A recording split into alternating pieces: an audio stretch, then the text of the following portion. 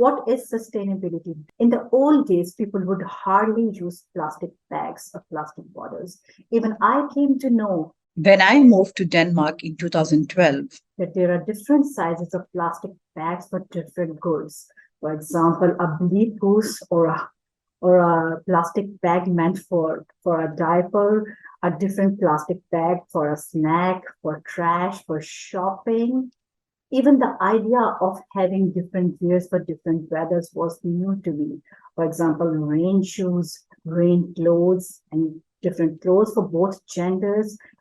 A lot of tools and kits for each and every activity. And isn't it too much materialism that has caused destructiveness of the planet Earth? And what about the nations who have used very few resources of the earth and have emit less greenhouse gases? And what about a person who never had the mind power to buy things? A billionaire emits a million times more greenhouse gas than an average person.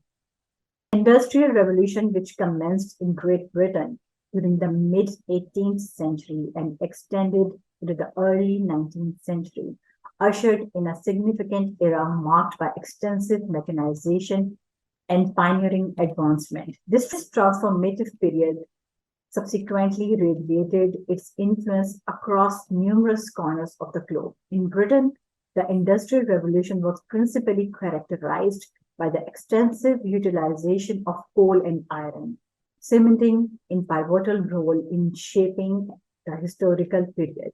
According to an analysis, 23 rich industrialized countries are responsible for 50% of all historical emissions, and more than 150 countries are responsible for the rest. China is the biggest polluter in the world. It emits more than 10 billion metric tons of carbon dioxide each year, followed by Russia, Brazil, Indonesia, Germany, and the UK. These countries are among the top 10 largest historical emitters due to carbon dioxide emission from their lands. According to reports, Chad, Somalia, and Syria are the most vulnerable countries that can be hit by climate change. South Sudan is one of the most rapidly warming areas in the world. South Sudan is on the front lines of the climate crisis. The country's temperature are increasing at 2.5 times the global average. This has resulted in extreme events, including 4 consecutive years of flooding that have left half the country underwater. In February of 2022, Madagascar was hit with 4 tropical cyclones. These storms destroyed infrastructure, decimated rice crops just weeks away from harvest, and left over 270,000 people in urgent needs of food assistance.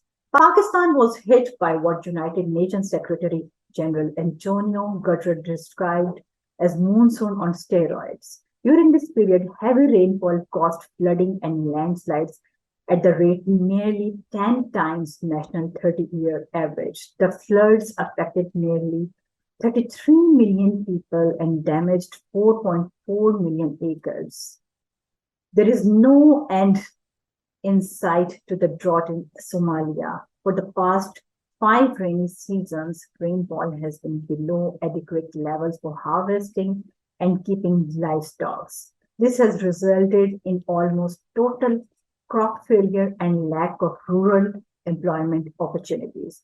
In the fall of 2022, Chad experienced the worst flooding in 30 years. Reported that more than 1 million people were affected and millions of farmland was devastated. In response, the United Nations World Food Programme stepped up its emergency operations and aimed to reach 300,000 flood-affected people. The climate crisis is having a significant impact on the Sahel, a region that spans across Africa from the Atlantic Ocean to the Red Sea and includes Burkina Faso, Niger, and Mali. The region is experiencing increasing temperature and unpredictable rainfall patterns that have resulted in more frequent and severe droughts. Today, nearly 13 million people in the region are experiencing severe hunger. The Dry Corridor, a region in Central America, is experiencing the devastating effects of the climate crisis. Droughts, heat waves, and unpredictable rainfall patterns have led to crop failures and forced migration. The situation is particularly dire for small-scale farmers and indigenous population, as they are disproportionately affected by the impacts of climate crisis. Not all countries face the same level of responsibilities. The big polluters need to emit less carbon dioxide and should support environmental friendly projects. It is essential to recognize that rich polluters and biggest emitters of carbon dioxide and greenhouse gases must compensate the vulnerable nations who have gone through damage and loss.